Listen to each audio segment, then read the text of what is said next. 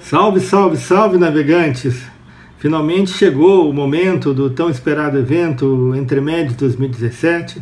É uma alegria poder estar aqui com vocês. Meu nome é Luiz Fernando Guedes, eu sou promotor de justiça aqui no estado de São Paulo e fui convidado para dar a minha contribuição para o evento, minha modesta contribuição, abordando o tema A Magia do Esforço Próprio. O tema maior do evento é o tema da superação. E no meu caso, nós vamos abordar o tema voltado mais à questão da superação em relação ao mercado de trabalho, né, principalmente a questão do concurso público, e abordar alguns aspectos relacionados à nossa vida laboral e como ela influi dentro desse contexto de superação. Vamos lá então? Vamos lá. Primeiramente, quando nós falamos de superação, de sucesso profissional, é importante que nós discutamos alguns pressupostos a respeito disso, né? Quando você fala, por exemplo, em sucesso, a gente deve ter muito em mente o que significa sucesso. É como diz lá Jesus em Marcos 36, versículo 8, o que vale a pena o homem ganhar o mundo inteiro e perder a sua alma, né? O sucesso para nós, ele tem que ter uma vertente espiritual, mas não pode ser só isso, né? Porque seria hipocrisia dizer que a gente só vai viver de espírito, mesmo porque a nossa vida encarnada, ela demanda determinados esforços que acabam repercutindo na vida espiritual e vice-versa, não havendo, sob um aspecto mais amplo, nenhum tipo de distinção entre essas esferas, né? Nós vivemos num contínuo em que tanto a vida material encarnada quanto a vida desencarnada representam a vida espiritual de forma mais ampla. Assim falando, a questão da vida, do sucesso profissional nessa vida, ele também deve englobar um sucesso material, né? Porque sem dinheiro a gente não vive, sem dinheiro a gente não compra as coisas, sem dinheiro a gente não alimenta os nossos filhos, não paga a conta de luz, não paga a conta de água, e não tem dinheiro para o lazer, para a instrução, para comprar um livro espírita, para comparecer a esse evento, por exemplo. Então seria hipocrisia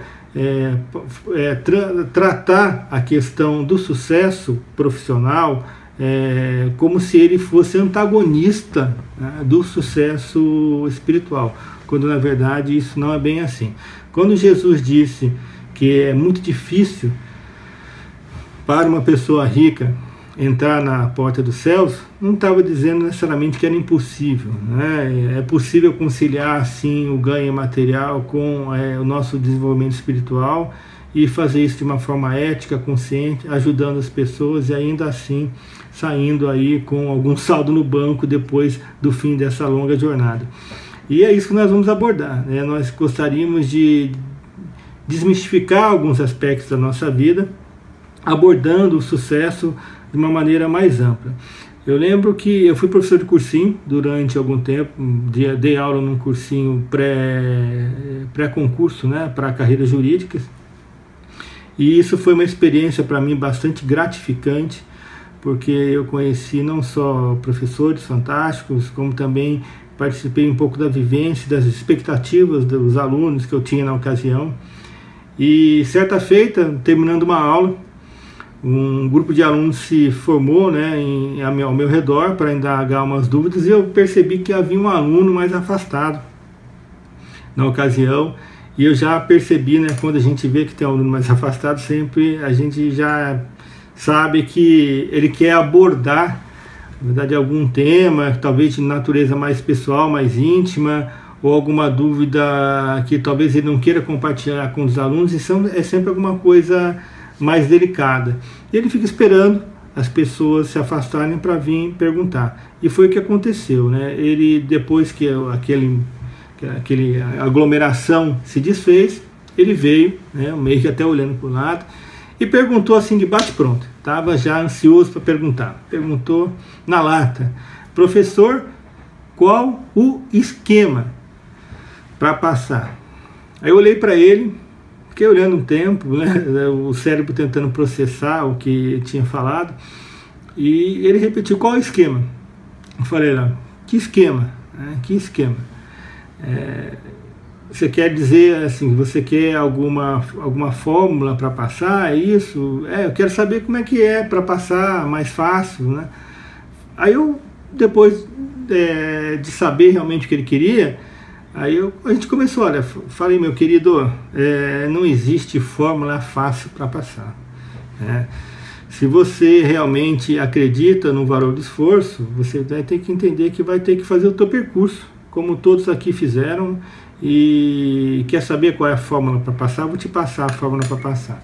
Você vai ter que estudar 24 horas por dia, 7 dias por semana, sem parar. Era óbvio que eu estava falando de forma hiperbólica, né? Estava exagerando, mas para dar um choque nele, né? É impossível você estudar 24 horas por dia. Mas, dentro desse contexto, eu queria destacar que, para ele, depois falei: olha, eu estou brincando, você vai ter que fazer de cada momento que você tem um momento precioso de estudo, de aprendizado. Se você dispuser de 4 horas para estudar, vai ter que fazer um estudo intenso durante essas 4 horas. E se for mais privilegiado e puder ficar 6 horas, ou 12 horas, 14 horas estudando, sorte sua. E faça isso, porque é só assim que você vai conseguir realmente ser aprovado em alguma carreira pública. Mas não é só, né? Ele ficou olhando, aí eu falei assim: não basta apenas estudar, né? Você tem que ter uma estratégia, você tem que ter uma metodologia, você tem que ter você tem que saber o que você quer, né? Um planejamento de estudo.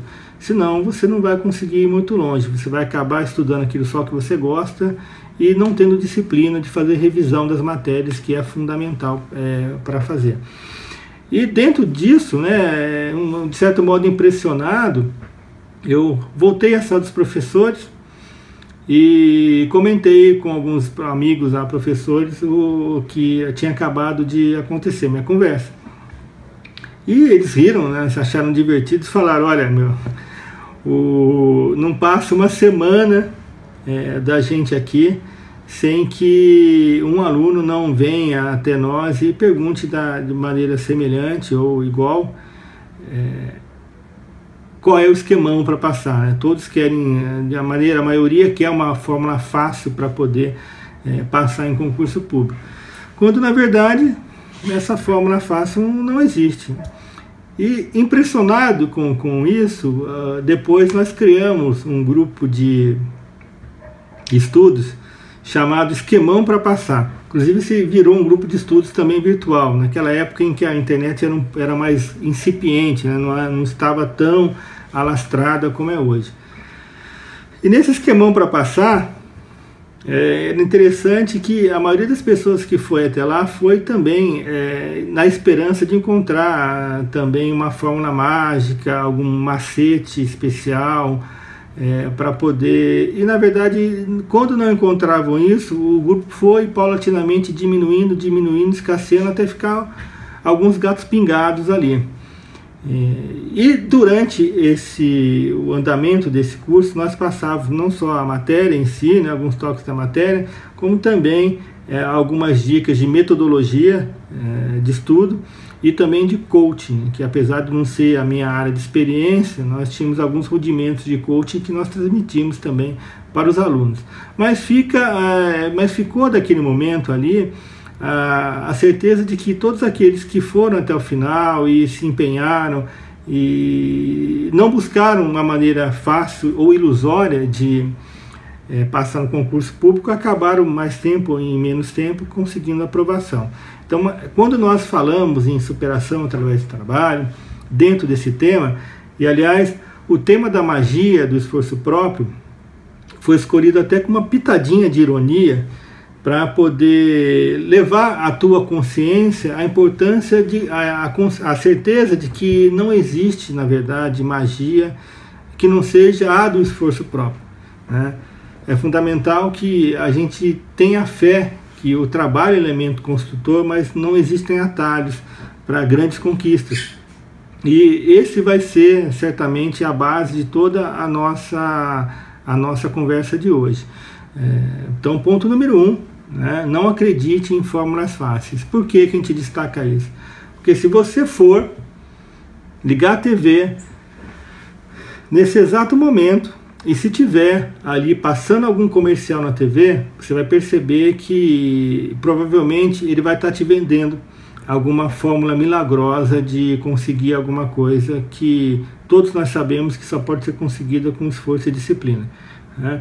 Então você vai ligar a TV e vai lá, sensacional método revolucionário de aprendizado de inglês, em que você aprende inglês em 2 semanas, colocando um fone no ouvido, dormindo e aprendendo de forma subliminar. Ao final deste prazo de 2 semanas, você vai estar dominando todo o vocabulário que nós te passamos, sem a menor dúvida e sem o menor esforço.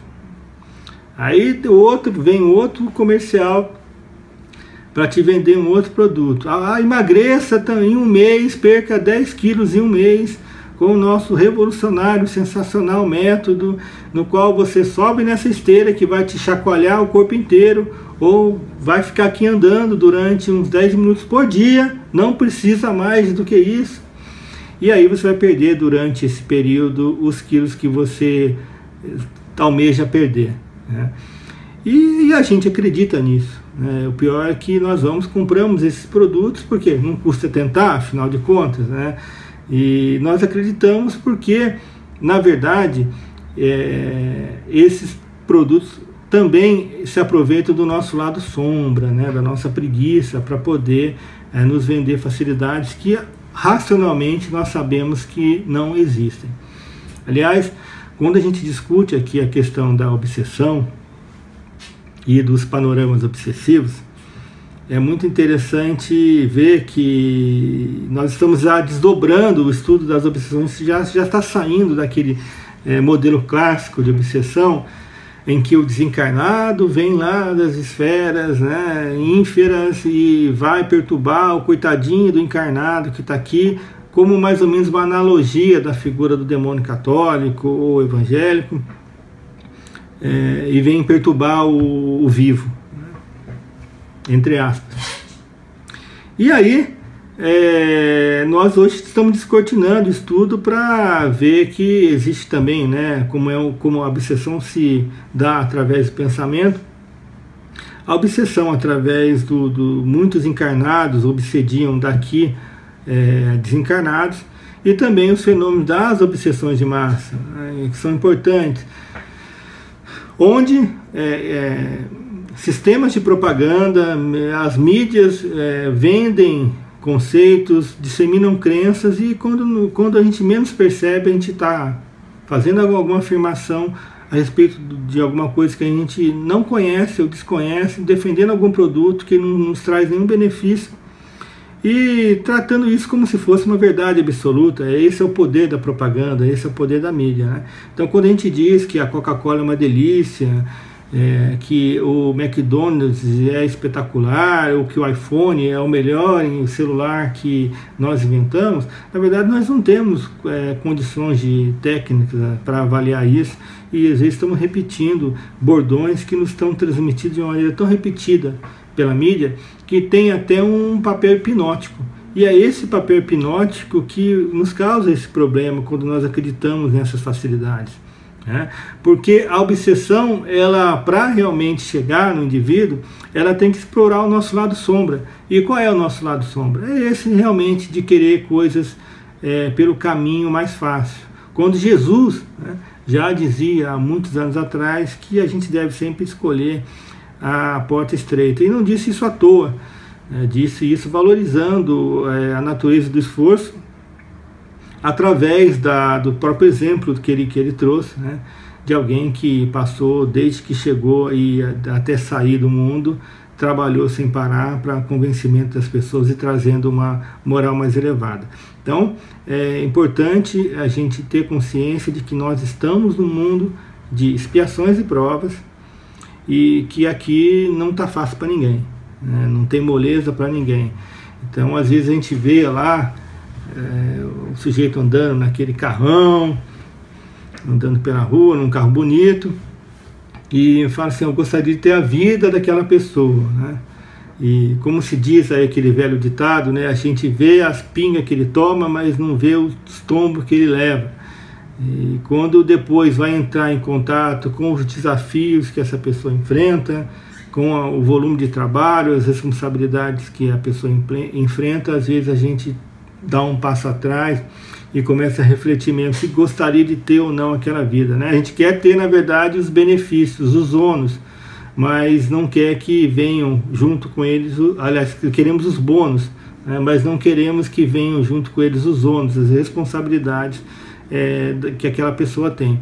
Então, como se diz aí, né, o ditado, tome cuidado com o que desejas, porque quando a gente ganha facilidades, vem sempre com elas as dificuldades e responsabilidades que são inerentes, né?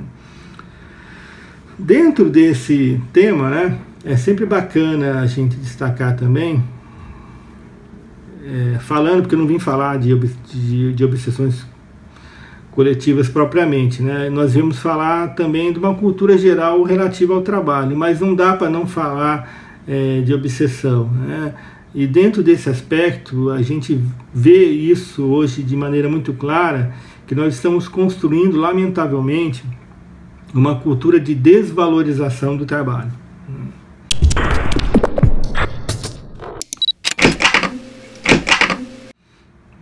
Certa vez eu estava vendo televisão e um sujeito apareceu na televisão, entrevistado por uma repórter.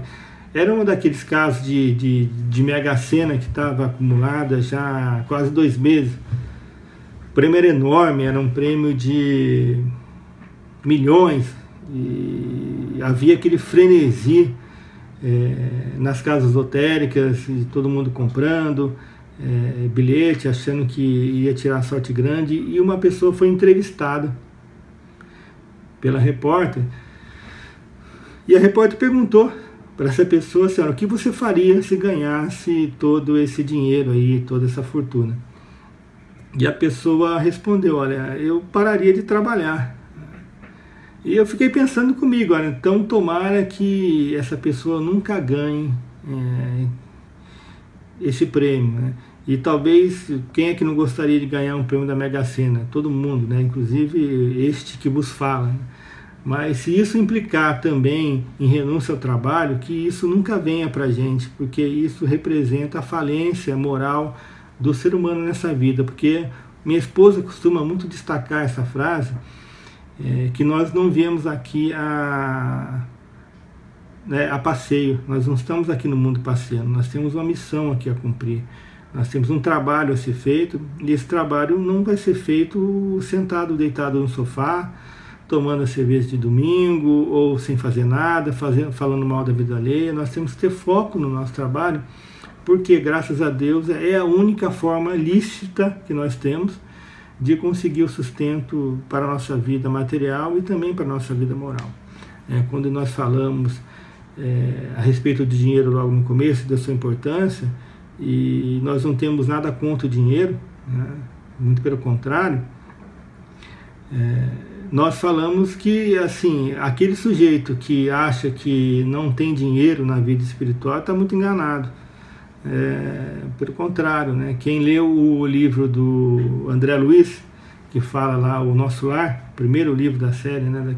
daquela série do Chico Xavier, vai perceber que existia uma unidade monetária no nosso lar que eles chamavam de bônus hora, que era uma espécie de cupom representativo de um tempo de trabalho, né? Um bônus hora. E esse cupom, esse papel moeda, enfim, servia para adquirir diversos bens materiais, né, na esfera espiritual, relativos a que estavam ali sendo disponibilizados naquela comunidade. Para você comprar uma casa melhor, uma casa maior, você precisava ter bônus hora. Para você assistir espetáculos e exibições no nosso lar, você precisava gastar o seu bônus hora.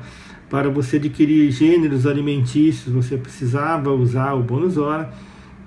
E isso quer dizer o seguinte, que não adianta a gente achar, e nós temos que desconstituir essa ideia de que a esfera espiritual é diferente daqui. Se nós não desenvolvermos a aptidão para o trabalho nessa vida, nós teremos sérios problemas também na vida espiritual, porque a vida espiritual é só trabalho.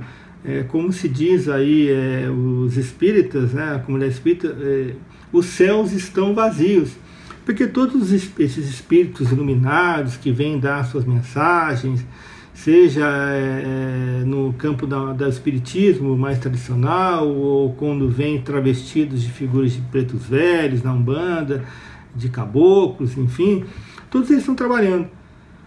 Descem muitos deles de esferas muito mais avançadas e vêm aqui executar trabalhos e contam com o nosso concurso, né? Contam com a nossa colaboração.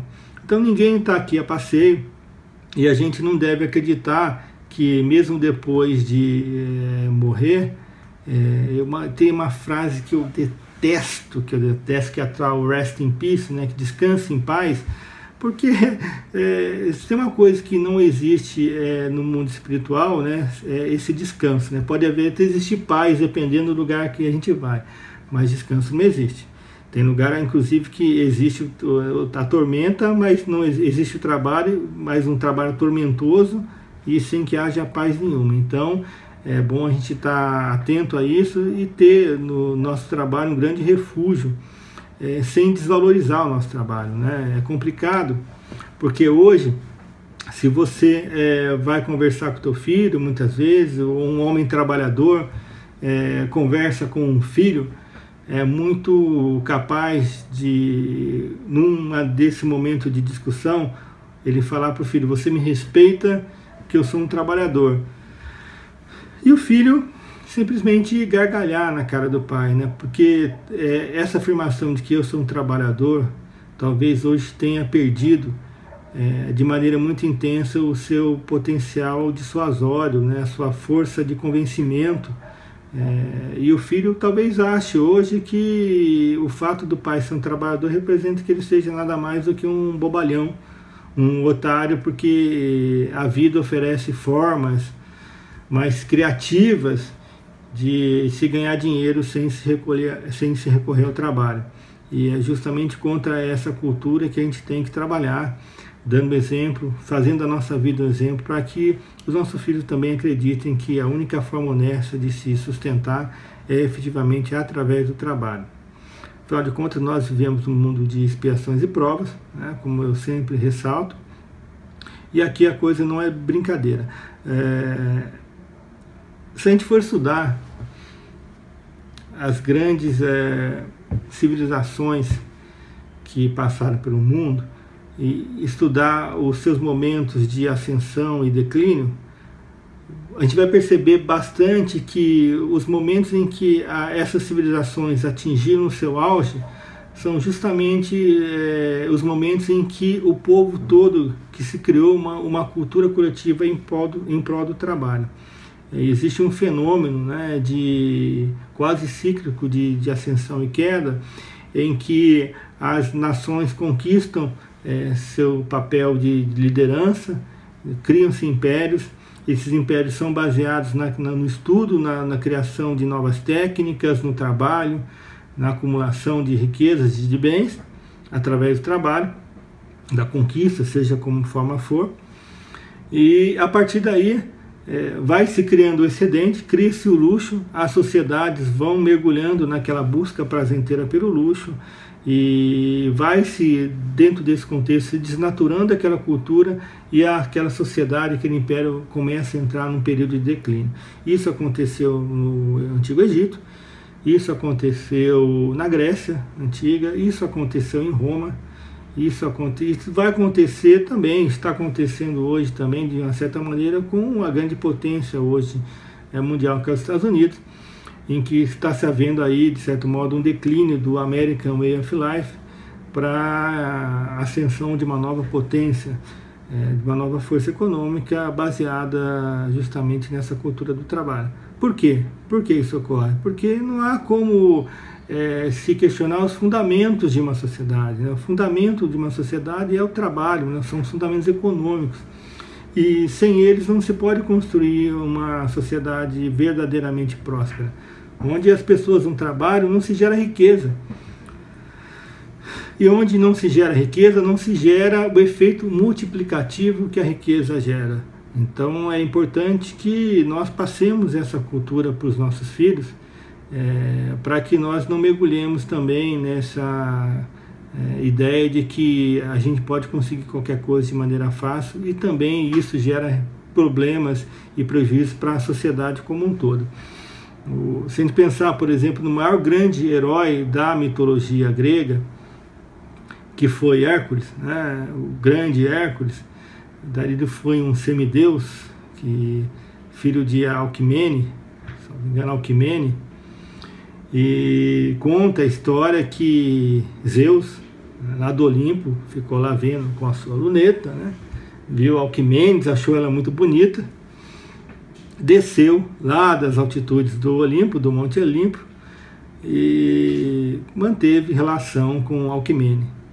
Dessa relação nasceu Hércules, mas Zeus era um pulador de cerca compulsivo e era casado com Hera, a deusa Hera. E Hera, ao invés de colocar a culpa em quem de direito, né, acabou detestando Hércules por conta de saber que ele era produto de uma relação de infidelidade de Zeus. A partir daí ficou perseguindo Hércules durante toda a vida, até lançou várias maldições durante o desenvolvimento dele, até chegar numa maldição em que ele, enlouquecido por esse encanto de Hera, por essa maldição, ele acaba matando a sua esposa e os filhos, num acesso de loucura. E depois, quando voltou à razão, ele, percebendo o que ele tinha feito, ele fugiu enlouquecido e encontrou em Delfos, né, o oráculo, e uma pitonisa que falou para ele que ele só conseguiria se libertar daquilo, se libertar dessa culpa, se ele realizasse alguns trabalhos. Essa pitonisa também falou isso através de uma maquinação de Hera, porque acreditava-se que Hércules jamais conseguiria superar aqueles desafios que foram para ele indicados. Ele aceita e começa aí a saga, né, uma das mais brilhantes e mais emocionantes histórias da mitologia, que são a história dos 12 trabalhos de Hércules. Inclusive existe uma obra bastante bacana, interessante, escrita por Monteiro Lobato, a respeito disso, espetacular para as crianças, em que ele vai enfrentar lá o Leão da Nemeia, a Ida de Lerna e tantos outros desafios, até chegar no último trabalho, que ele vai enfrentar o guardião do Hades, que é o Cérbero. E durante todos esses desafios, esses trabalhos de Hércules, o que impressiona é a sua obstinação, a sua capacidade de superar esses desafios. E aí seria um bom exemplo para a gente destacar nesse seminário, que é o exemplo da superação. O personagem que melhor indica na mitologia a superação de forma bastante eloquente é o Hércules. Isso faz parte da jornada do herói, né? Porque na cultura grécia não havia muito essa questão do dom, né, que hoje muitas vezes as pessoas procuram, né? Que alguém venha com uma varinha mágica e te dê o dom, a capacidade de ter uma memória excelente, ou de ter uma inteligência matemática mais desenvolvida, ou de ser belo, ou de ter um talento, quando na verdade nós sabemos da leitura, do estudo espiritualista, que isso não existe, né? Nossos dons, na verdade, são aptidões que foram desenvolvidas em outras existentes e que despertam de uma maneira mais eloquente ou menos eloquente nessas vidas posteriores, inclusive nessa vida atual. Então, isso era muito forte na cultura grega da época, e isso indica, aliás, nos últimos momentos em que Hércules enfrenta lá a sua luta contra o cão Cérbero, que simbolicamente representa, na verdade, ele próprio, né, a sua vida animal, a animalidade, a sua sombra, né? Hércules no último momento enfrenta a sua sombra, e vencendo a sua sombra, ou seja, vencendo a animalidade, ele é considerado apto para viver no Olimpo, né?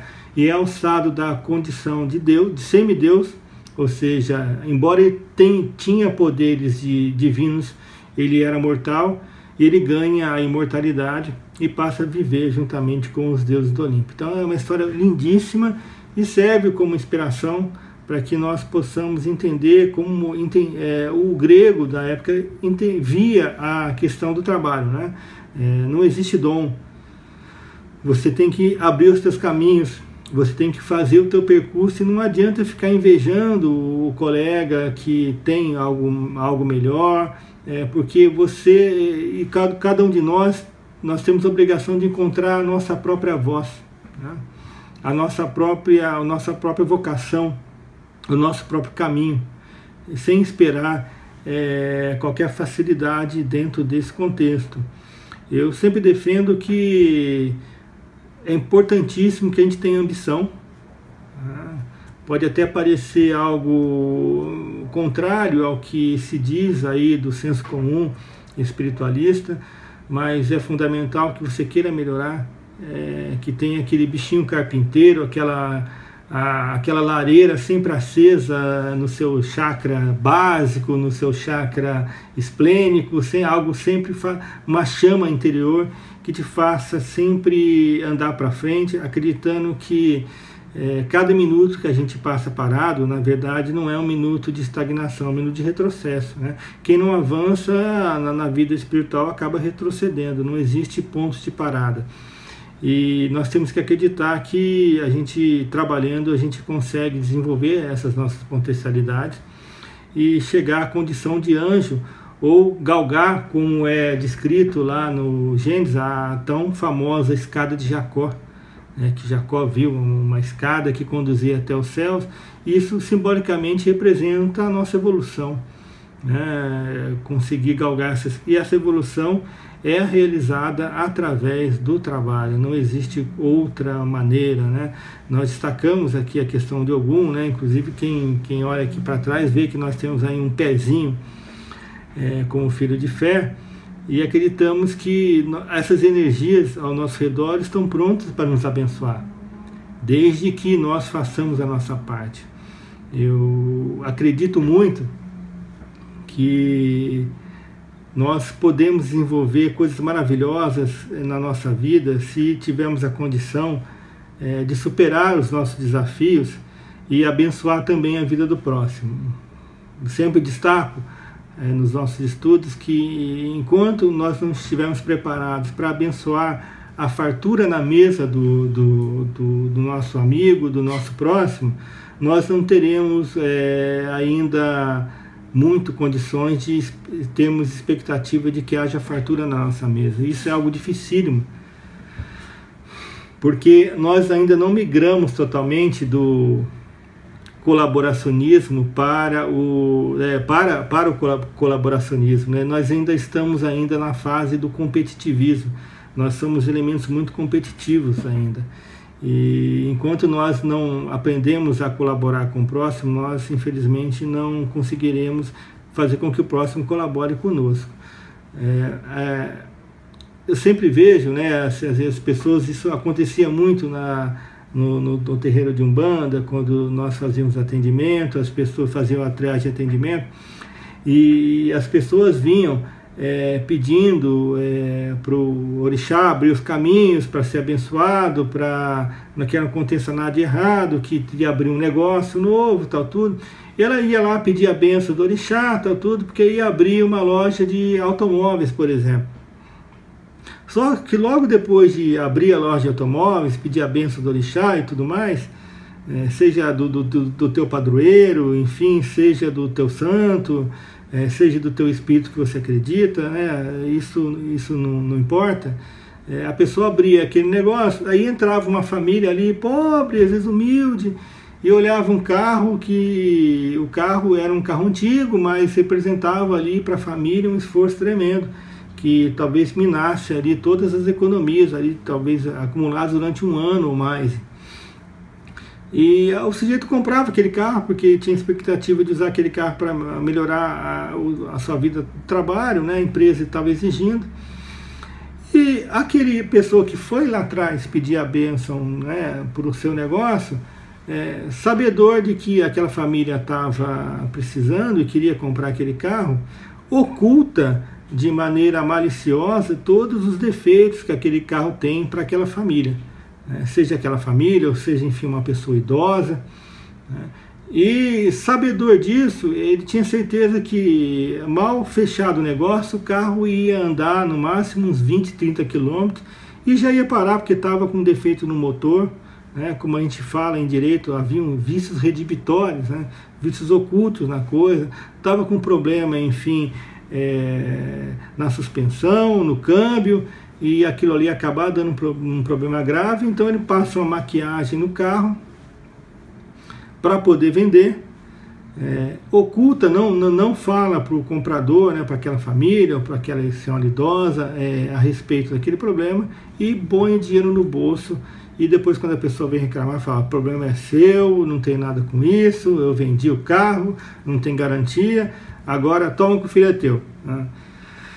Vocês acreditam realmente que uma pessoa que faz isso com o próximo, ela tem condições de receber energias positivas, criar uma atmosfera de fartura, uma atmosfera de prosperidade na vida dela? Lógico que não tem. Porque ela usa o trabalho de maneira antiética, de maneira negativa. Isso gera, com certeza, um karma que vai atingir ela justamente naquele aspecto. Assim como, por exemplo, esses governantes, esses representantes do povo, que não honram, né, o mandato que exercem, que muitas vezes praticam negociatas nos seus postos, seja de que partido, de que origem forem, né? Isso gera, na verdade, um karma terrível. E o Ramatiz chega a destacar num dos livros dele que as dessas pessoas, se elas soubessem o que lhes aguarda na esfera espiritual, porque devolveriam com juros e correção monetária tudo aquilo que desviaram do povo, porque são dores terríveis, né? Provações terríveis que aguardam essas pessoas na esfera espiritual. Deus nos criou para colaborarmos com o próximo, e não para competirmos com o próximo. A velha história, né, que nós destacamos, que do anjo, né, da diferença entre o inferno e o céu. Certa vez um sujeito chegou lá no céu e viu lá um estranho, né, que as pessoas andavam sempre de maneira estranha, tinham braços muito curtos, e perguntou por que era assim. O anjo perguntou como é que é o céu, né, para o anjo. E o anjo explicou para ela: olha, aqui no céu as pessoas são assim, elas têm um braço muito curto, e existe, não é aquilo que você sempre achou, porque assim, elas sentem uma coceira terrível nas costas, uma coceira terrível nas costas, e isso chega a quase enlouquecê-las. É mesmo? Então acho que eu vou para o inferno. Como é que é lá no inferno? Perguntou para o anjo. O anjo falou: olha, no inferno também é a mesma coisa. As pessoas lá no inferno também têm um braço muito curto, que não conseguem atingir as costas, e sentem uma coceira horrível também, de enlouquecer. E aí o sujeito perguntou qual que é a diferença então. Ele falou assim: a diferença é que aqui no céu, uma pessoa coça a outra. E isso é uma metáfora bastante marcante, porque nós que buscamos o céu, tudo, muitas vezes não entendemos que o que acontece lá no céu, né, seja simbolicamente falando, é que há muito apoio, muito colaboracionismo entre as pessoas.